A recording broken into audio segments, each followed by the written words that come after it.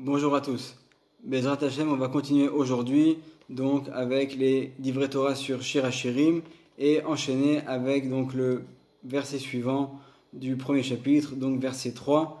Les Re'ach Shemanecha Tovim Shemen Turak Shemecha Alken Alamot Aevucha. Donc on va traduire seulement la première partie du verset. Tes parfums d'huile sont agréables à respirer. Une huile aromatique qui se répand, tel est ton nom. Et il faut savoir que le Talmud, la Gemara, dans le traité de Shabbat, à la page 153, au premier versant, nous enseigne Veshemen al Roshecha al Yirsar, donc sur le verset de Kohelet, donc c'est Kohelet, chapitre 9, verset 8, Veshemen al Roshecha al Yirsar, donc ne retire point l'huile qui est sur ta tête. La Gemara nous explique en interprétant ce verset, en nous disant l'huile en fait dont il est question ici, ce sont les téphilines. Donc ces boîtiers que nous avons l'habitude de mettre donc lors de la prière tous les matins. Et également, il faut savoir une autre source qui est dans Masechet Brachot, dans le traité de Brachot, dans page 6 au premier versant, où il y a écrit « D'où sait-on que les téphilines sont la force d'Israël ?» Et d'où est-ce qu'on le sait? Donc c'est en tirant le verset dans Devarim, chapitre 28, verset 10, où il est écrit « Vera'u kol ame haaretz » et donc tous les peuples du monde verront qui Shem Hashem nikra alecha, que le nom d'Hashem est inscrit sur toi. Tanya Rabbi Eliezer,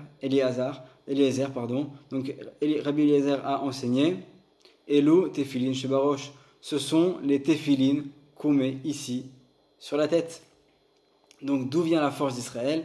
Elle vient donc de ces téphilines que nous mettons donc tous les matins. Autre chose également, on va faire le lien ensuite entre les deux, il faut savoir que le peuple d'Israël est comparé à la lune. Pourquoi? Parce que de la même manière que la lune a des périodes de déclin et qu'elle est amenée donc à se renouveler jusqu'à la pleine lune, également le Ham Israël, le peuple d'Israël, se trouve en déclin, se trouve en galoute, en exil, et un jour ou l'autre, on espère très bientôt, arrivera le Mashiach et on pourra devenir donc un peu comme cette pleine lune, c'est-à-dire revenir à la perfection à laquelle on était. Et là, donc, pour comprendre notre verset, donc on va le comprendre vraiment par une métaphore. Les Re'ach Shemanecha Tovim, donc on avait dit les parfums de tes huiles sont bons, et le Ben Ish Chai nous dit les Re'ach, donc pour l'odeur, ce sont les mêmes lettres que les Yareach pour la lune. Donc en fait, ça veut dire quoi? Pour la lune est fait allusion à qui? Au Ham Israël. Donc pour le Ham Israël, Shemanecha, ton huile, de quelle huile on parle? On a dit que l'huile, c'était les téphilines. Tovim, ce sont une bonne chose. Donc en fait, si on comprend, les Re'ach Shemanecha Tovim, on pourrait comprendre, pour Israël, les téphilines sont une bonne chose.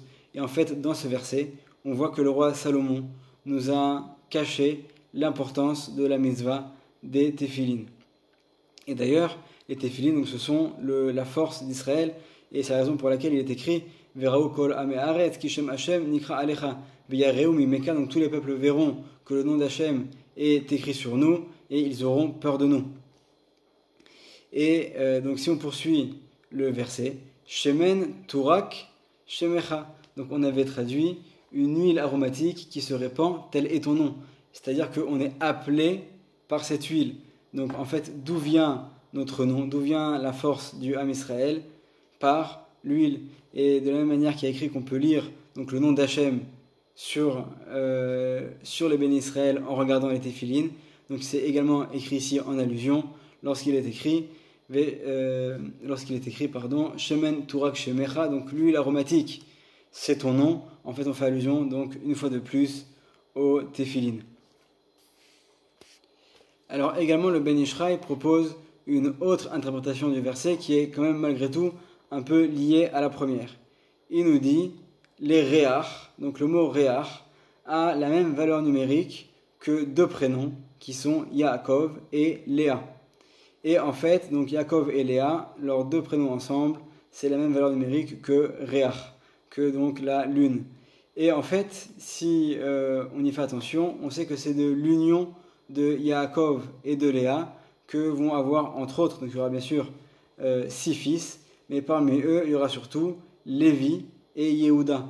De la tribu de Lévi descendent donc les Kohanim, les prêtres, et de la tribu de Yehuda descendent les rois.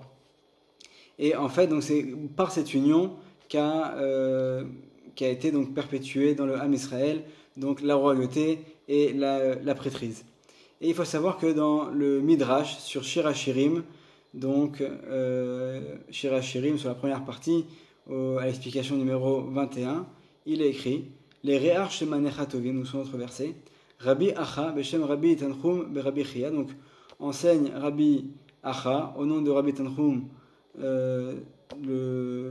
par Rabbi Chia, Shene Shemanim Hen, il y a 2 sortes d'huile, Shemen Kehuna, et Shemen Malchut. Il y a l'huile de la prêtrise et l'huile de la royauté. On sait que dans le Beth Amikdash, les Kohanim, les prêtres, utilisaient l'huile pour allumer la menorah. Donc c'est l'huile de Kehuna, Shemen Kehuna, c'est l'huile de prêtrise. Et on sait également que lorsqu'un roi était nommé, on lui versait sur lui l'huile d'onction, donc le Shemen Malchut. Donc là, si on reprend notre verset, les Re'ach Shemanecha Tovim, les Re'ach, donc à Yaakov et Léa, dont la valeur numérique est le mot Re'ach, qu'est-ce qui est sorti? Shemanecha Tovim, de bonne huile. Quelles sont ces huiles auxquelles on fait allusion? Il s'agit de l'huile de la royauté et de l'huile des prêtres, des Kohanim, que grâce à tous les deux, on a pu donc perpétuer le Ham Israël et le règne donc du Ham Israël sur sa terre. Et ensuite, donc le verset termine par les paroles suivantes, Alken alamot aevucha. Et donc les alamot, on ne traduira pas on va pas forcément traduire tous les termes de Shir HaShirim, mais Alken alamot aevucha, et les alamot vont t'aimer. Et si on prend le mot justement alamot, nous dit le Ben Ishra, il faut savoir que lorsqu'on prend des initiales, des rachetevot, on n'est pas forcément obligé de les prendre dans leur ordre.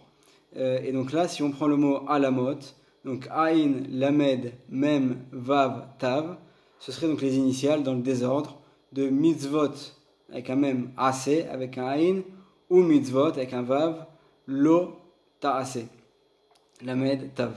Et donc en fait, dans ce mot-là, alamot, on fait allusion donc aux commandements de la Torah, c'est-à-dire aux commandements qui sont les commandements positifs et aux commandements négatifs. Donc Alken alamot aevucha. Et également le mot alamot vient du mot He'elem, caché. Et en fait, il faut savoir qu'on ne connaît pas quel est le salaire, quel est le mérite qu'on a lorsqu'on accomplit des commandements. Et pourtant, ce qui est écrit ici, donc en allusion, toujours en métaphore, Alken alamot aevucha. Donc lorsqu'on accomplit ces commandements, qui sont à la fois des commandements positifs ou des commandements négatifs, dont le salaire est caché, puisque c'est alamot, vient du mot He'elem, dont le salaire est caché, malgré tout, aevucha. Bien qu'on ne connaisse pas le salaire qui nous attend pour les mitzvot, alors malgré tout, on continue à aimer Hachem et à accomplir sa Torah et ses mitzvot. Bezrat Hachem, qu'on puisse toujours continuer à appliquer la Torah et à appliquer toutes les mitzvot, que ce soit les mitzvot assez ou l'ota assez. À très bientôt.